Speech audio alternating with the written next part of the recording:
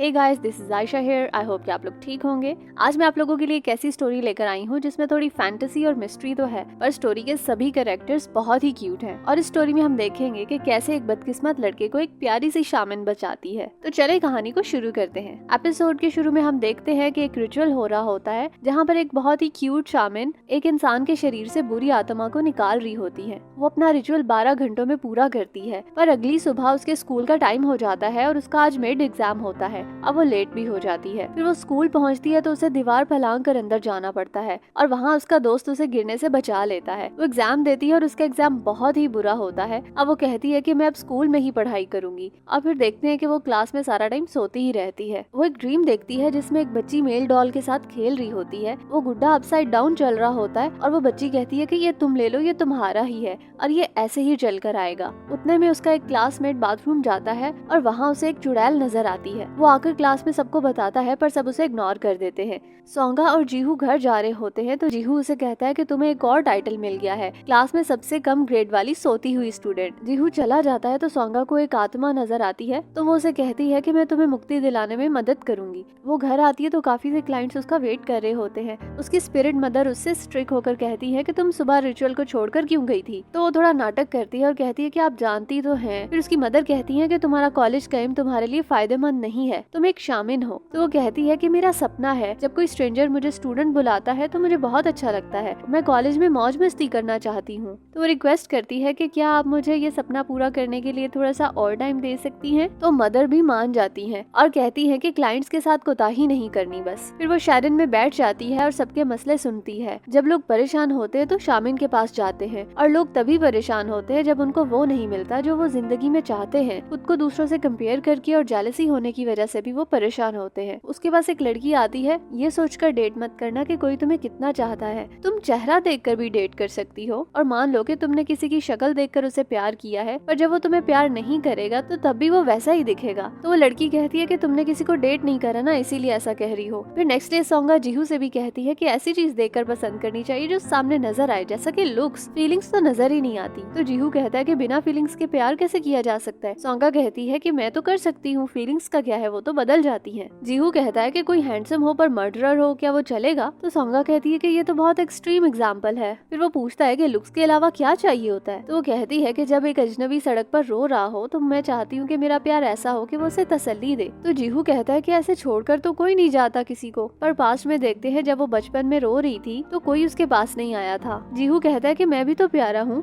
पर सोंगा कहती है बिल्कुल भी नहीं। और फिर रात को काफी से क्लाइंट्स आए होते हैं। लास्ट क्लाइंट आता है तो वो बहुत ही हैंडसम होता है और वो अपसाइड डाउन में भी बहुत हैंडसम दिखता है। और अचानक उसे वो पहचानती है कि ये तो सपने वाला लड़का है। अपसाइड डाउन का मतलब होता है कि उस इंसान की जिंदगी बहुत जल्द खत्म होने वाली है। अब वो बहुत बदकिस्मत इंसान है। वो अपनी ग्रैंड माँ के साथ आता है। वो कहती है कि मेरा ग्रैंडसन मुसीबतों से घिरा हुआ है, आप कोई तावीज बना के दे दे जिससे ये सेफ रहे। सोंगा उसका टेस्ट लेती है और वही सवाल पूछती है कि कोई अजनबी सड़क पर रो रहा हो तो तुम क्या करोगे। तो वो कहता है कि मैं उसके चुप होने तक वहीं रुकूंगा और उसका साथ दूंगा। और वो इस टेस्ट में पास हो जाता है, लेकिन उसकी लाइफ के सिर्फ 21 दिन ही रह गए होते हैं। तो वो कहती है कि मैं तुम्हें जरूर बचाऊंगी। फिर वो चला जाता है और उसकी स्पिरिट मदर उसे डांटती है कि तुम इसकी मदद नहीं करोगी, तुम एक बार पहले भी अपसाइड डाउन वाले इंसान की मदद कर चुकी हो और तुम मरते मरते बची हो। तो वो कहती है कि मैं इस बार कर लूंगी, मुझे आपकी मदद की जरूरत होगी। तो वो कहती है कि उसे बचाने के लिए तुम्हें अपनी जिंदगी खतरे में डालनी होगी। मेरे पास शक्तियाँ तो है लेकिन मैं अकेले ये काम नहीं कर सकती। तो सोंगा कहती है कि हम पूरी कोशिश तो कर सकते हैं ना। तो मॉम कहती है कि क्या जरूरत है। तो वो कहती है कि मुझे इससे प्यार हो गया है।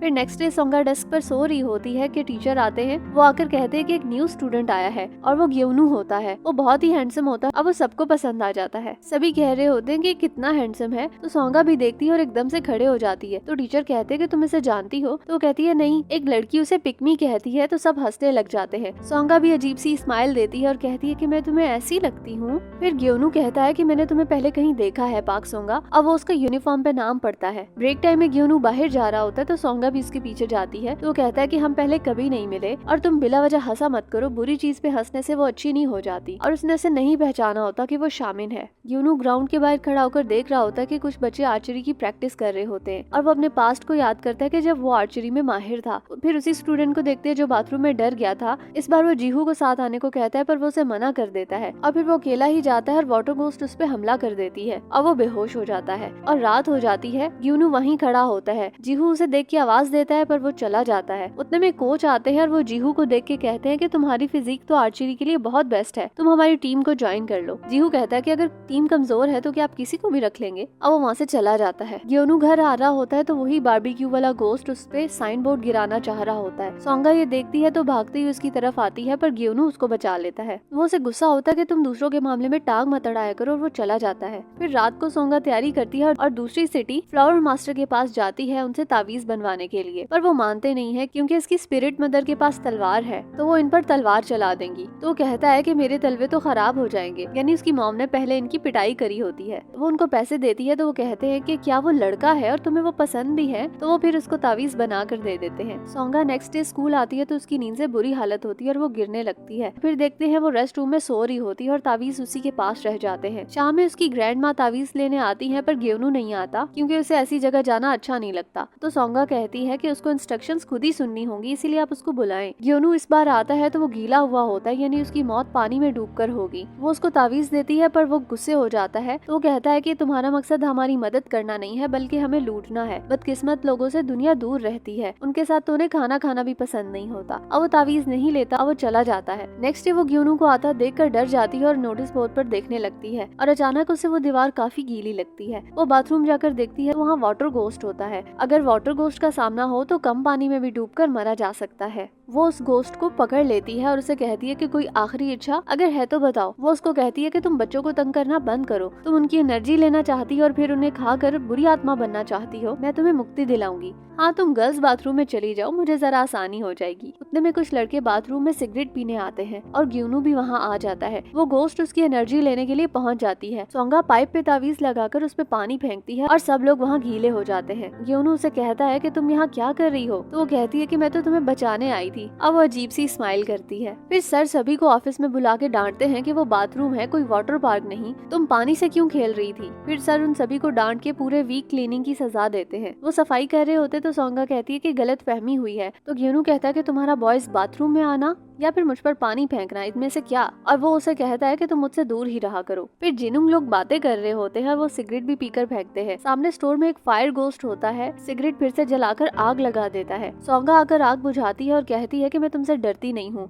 और जिनुंग आकर कहता है कि तुम डर तो रही हो। जिनुंग के साथ एक गोस्ट डॉगी होता है, वो बहुत ही क्यूट होता है, उसका नाम बोगी होता है। सोंगा थोड़ा ड्रामा कर उनको वहाँ से भगाती है कि मैं दिल की इतनी अच्छी लड़की हूँ। तो ग्योनू भी उसकी ये बातें सुन लेता है और कहता है कि ये बहुत ही अजीब लड़की है। सोंगा बैठी होती है तो उसकी मदर आती है। वो कहती है कि मैंने एक साथ 10 तावीज यूज कर लिए और उस वाटर गोस्ट से उसे बचा लिया। तो वो कहती हैं कि उसकी एक बार जान बचाकर समझ रही हो कि तुमने बहुत बड़ा काम किया है। उसको और तावीज देती हैं। वो उन्होंने फ्लावर मास्टर से जबरदस्ती बनवाए थे पर उन्होंने भी तावीजों में कुछ गड़बड़ कर दी। फिर नेक्स्ट डे सोंगा तावीज रखने के लिए उसके पास जाती है पर उसे हो नहीं पाता। जीहू देख के कहता है कि मैं तुम्हारी मदद करता हूँ। वो ग्योनू के ऊपर गिर जाता है और वहाँ से उसका फोन उठा लेता है। फिर हम देखते हैं कि ग्योनू की मदर आती है। वो सबके लिए स्नैक्स लेकर आती है ताकि ग्योनू की सबसे दोस्ती हो जाए। सोंगा उसका फोन लेकर बाहर चली जाती है ताकि उसमें तावीज रख सके पर उसे रखा नहीं जा रहा होता। जीहू आके उसकी हेल्प करता है। ग्योनू की ग्रैंड माँ भी देख लेती है। वो कहती है कि ये फोन तो ग्योनू का है। इनके क्लासमेट्स ग्योनू की इंस्टा की प्रोफाइल देखते हैं और वो कहते हैं कि कुछ गड़बड़ लग रहा है।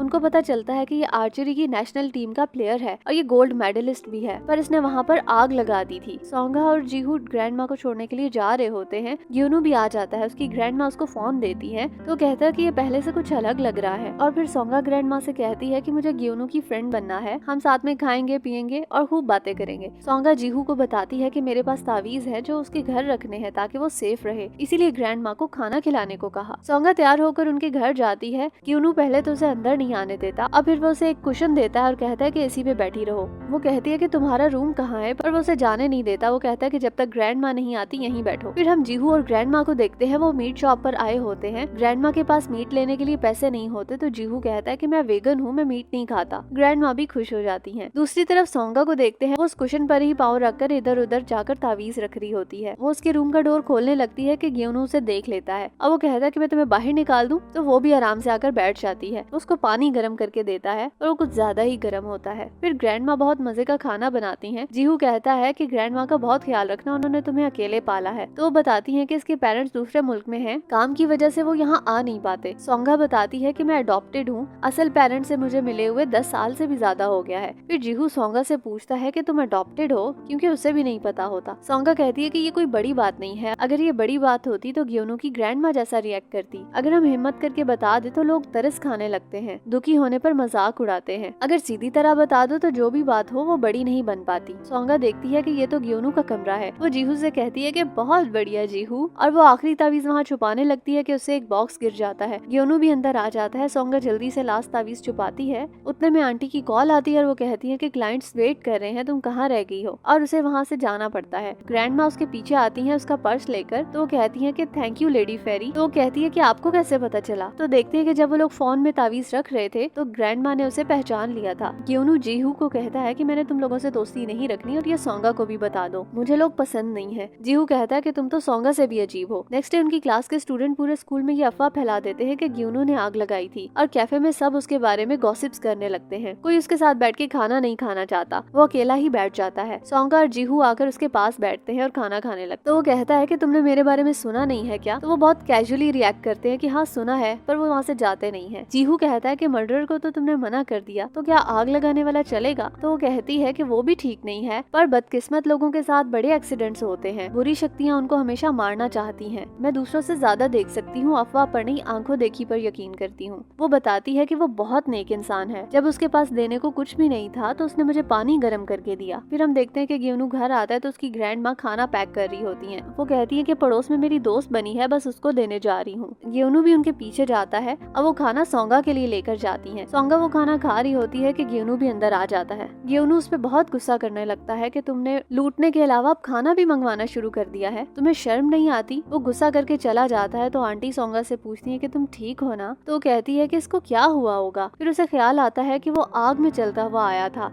और इस बार वो जलकर मरेगा। नेक्स्ट डे ग्योनू क्लास में जाता है तो सब खामोश हो जाते हैं और उसे अजीब से देखने लगते हैं। वो डस्टबिन उठाकर बाहर चला जाता है। जीहू उसे देख के समझ जाता है कि वो क्लास के इस बिहेवियर की वजह से बाहर गया है। वो स्टोरेज में चला जाता है और वहाँ फायर गोस्ट होता है। सोंगा आगे जीहू से ग्योनू का पूछती है तो वो बताता है कि वो कहाँ है। सोंगा उसका फोन ले जाती है क्योंकि उसमें तावीज होता है, और वो तावीज देखती है तो फ्लावर मास्टर ने उसमें लिखा होता है कि जनरल डोंगजून सबसे बड़ी पागल है। उतने में स्टोरेज में आग लग जाती है और सोंगा वहाँ पहुँच जाती है तो दरवाजा अंदर से बंद होता है। वो दरवाजा तोड़कर अंदर जाती है और आग पर नमक फेंकने लगती है, पर नमक ज्यादा देर काम नहीं कर पाता। उतने में जीहू आकर इमरजेंसी सिलेंडर से आग बुझाता है, तब वो दोनों बाहर निकल पाते हैं। सोंगा और जीहू उसके लिए लड़ रहे होते हैं कि ग्योनू विक्टिम है और आप उससे रिपोर्ट लिखवा रहे हैं, तो उनके टीचर उनकी बात ही नहीं सुनते। सोंगा उसे कहती है कि जब आग तुमने नहीं लगाई तो ऐसा क्यों प्रिटेंड कर रहे हो कि तुमने लगाई है। तो वो कहता है कि ये तुम्हारा मामला नहीं है, इससे दूर रहो। वो उस पर गुस्सा करता है और कहता है कि अगर तुम किसी की मदद करना चाहती हो तो अपनी करो, जाकर आईने में अपनी शक्ल देखो, तुम्हारी स्माइल बहुत बकवास है। सोंगा जीहू से कहती है कि फायर गोस्ट तो बहुत ही स्ट्रॉन्ग था।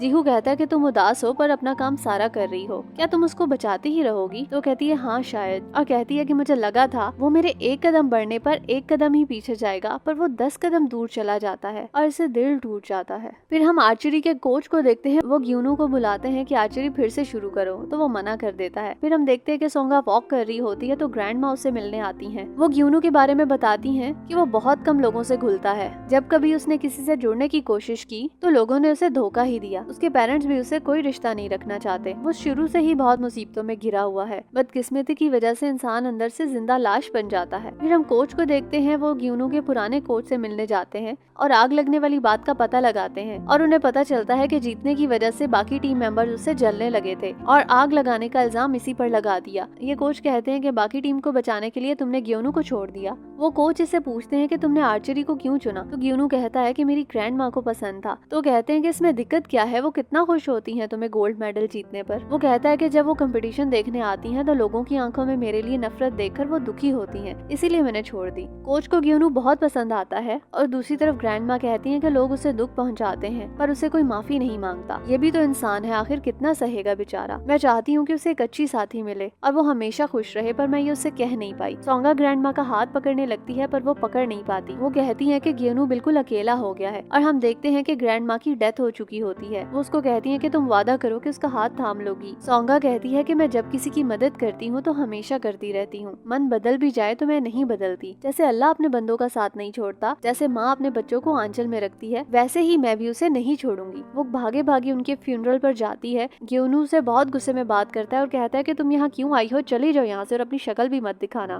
तो वो भी कहती है कि मैं तुम्हारे पास नहीं आई, ग्रैंड माँ के पास आई हूँ, और दिल में कहती है कि जितनी भी नफरत कर लो मैं तुम्हें नहीं छोड़ सकती। और यहाँ ये सेकंड एपिसोड खत्म हो जाती है। कैसी लगी ये एपिसोड कमेंट में जरूर बताना। अभी के लिए बस इतना ही, बाय।